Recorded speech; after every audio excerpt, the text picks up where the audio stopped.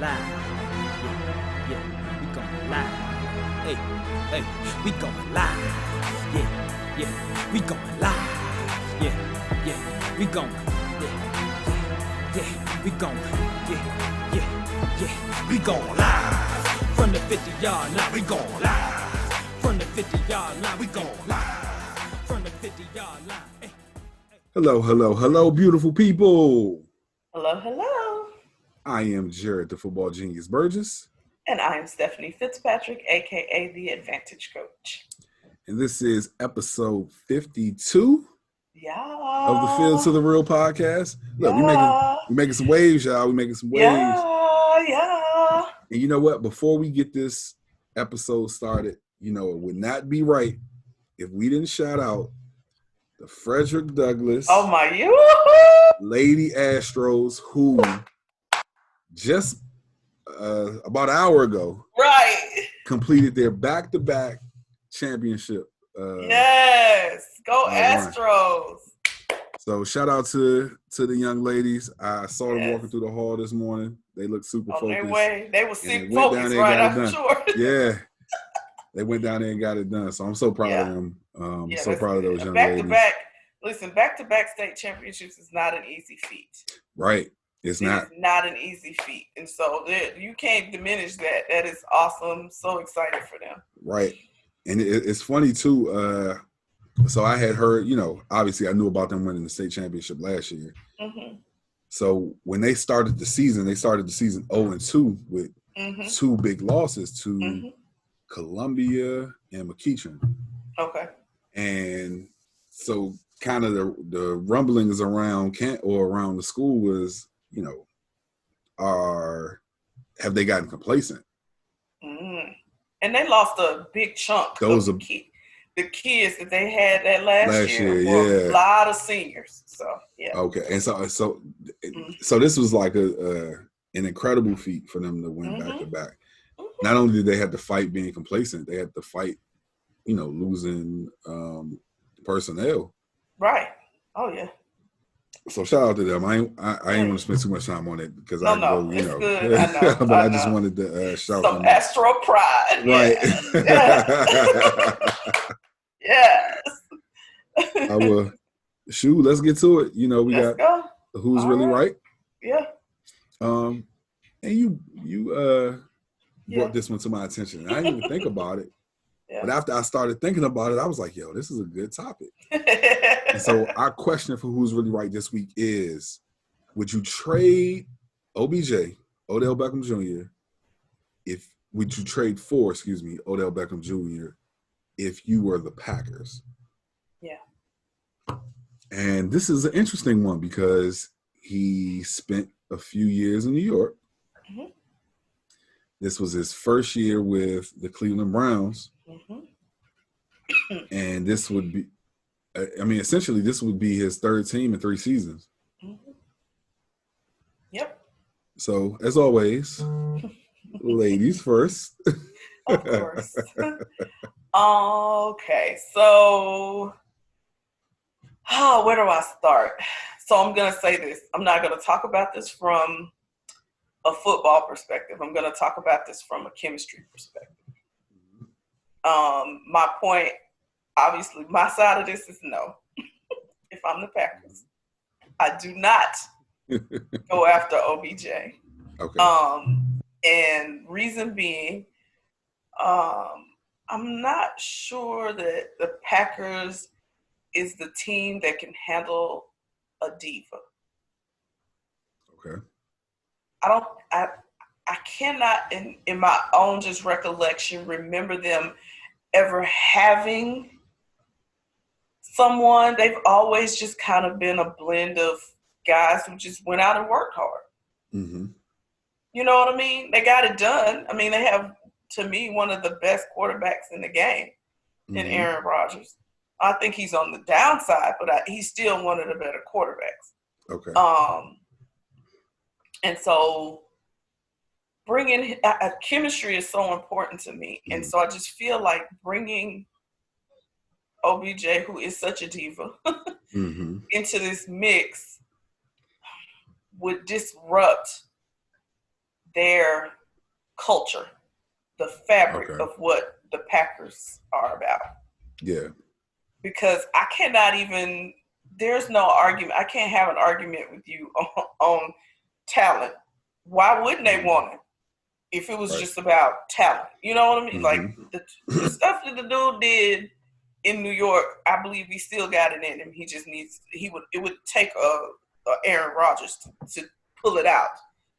Because Aaron can he'll air the ball out. You know what I mean? Yes. So I know that there's lots of upside for him from a talent standpoint. So that's why I can't even talk from that standpoint. But I can talk about him coming in and blowing their team straight up.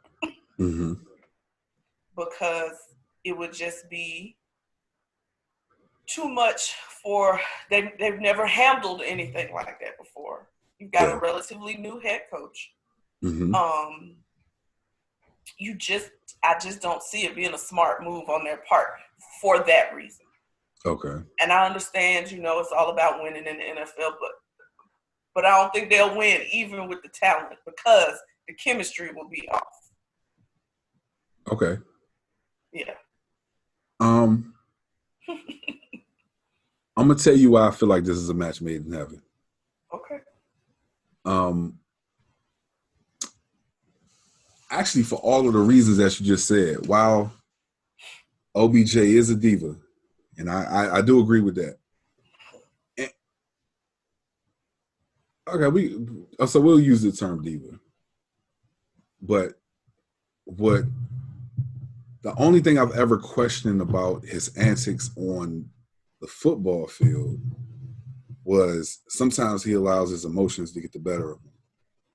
And in those instances, they could have cost him. Actually, they could have cost his team games in some of them, and in some of them, I'm sure they at least led to it. And they could have cost him money. I don't know if you remember this play when he ran full speed at Josh Norman when Josh Norman was playing with the Panthers. Yep. That was a very, very dangerous play, and it just kind of showed a lack of maturity on OBJ's part. But to that point, I don't think he's done anything on the field disruptive like that since then. Now, is he going to do some things off the field that maybe scrutinized a little heavily by the media? Sure. Yeah.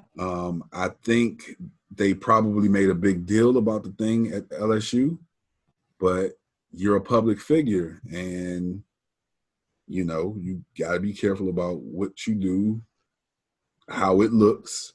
Yeah. And even in giving out the money, I didn't have a problem with it. I'm always good with, I won't say that. I'm going to keep that to myself. Because if we ever have to partner with this entity, I don't want this podcast to come back up. Well, we won't say it. Whatever for the wrong reason. I don't want it to come back up for the wrong reason. But as you stated, Aaron Rodgers is getting down to the he's over his prime. Still a good football player. Yes. Over his prime. And while Devontae Adams, excuse me, I was about to say Freeman. Devontae Adams had a great season, a great stretch last year. I think they need another receiver to kind of help take a little bit of the pressure off of Aaron Rodgers. They have a really good defense. They got a really good young pass rusher. And I think with the running back that kind of showed up towards the end of the season last year, can't think of his name off the top of my head, and OBJ, and I believe they have Jimmy Graham is Jimmy Graham still there at tight end? This would be a very dangerous offense. And I think it's needed, that level of talent. And it's almost similar. we can't equate the actions of OBJ and Antonio Brown, but I look at it as being similar to the point of Tom Brady being older in his career and needing someone like an Antonio Brown to take a little bit of the pressure off of being perfect. Well, that didn't happen. They played the Dolphins, who they eventually lost to, but they played the Dolphins. I'm just saying, but listen, that didn't happen. We just gonna say that didn't happen. Well, no, they look good. The pitch and catch. One game. They look good that one game, and there's no telling how much. Is that what you would say? It's the Dolphins. But they end up losing to the Dolphins at the end of the season. Well, some stuff had happened at that point. Anyway, that's true. Yeah, that's true. Yeah. But I don't know, Jerry. Yeah, I think it's a match made to happen. Listen, you brought him up, so now I can say it. I feel like this would be an Antonio Brown, even though I'm not comparing OBJ to him in no way, shape, or form, because I think something's mentally wrong with Antonio Brown. Right. But the way that his antics, even off the field, just pretty much destroyed the Steelers. Yeah.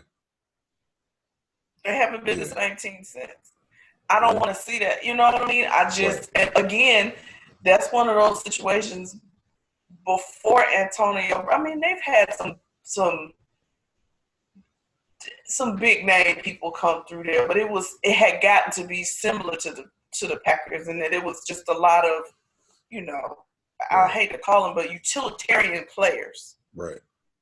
So it wasn't that, that one big, So before Le'Veon, between him and Le'Veon Bell, they blew that team up. But yeah. Well. Yeah. Le'Veon, I would say Le'Veon. It wasn't as if Le'Veon was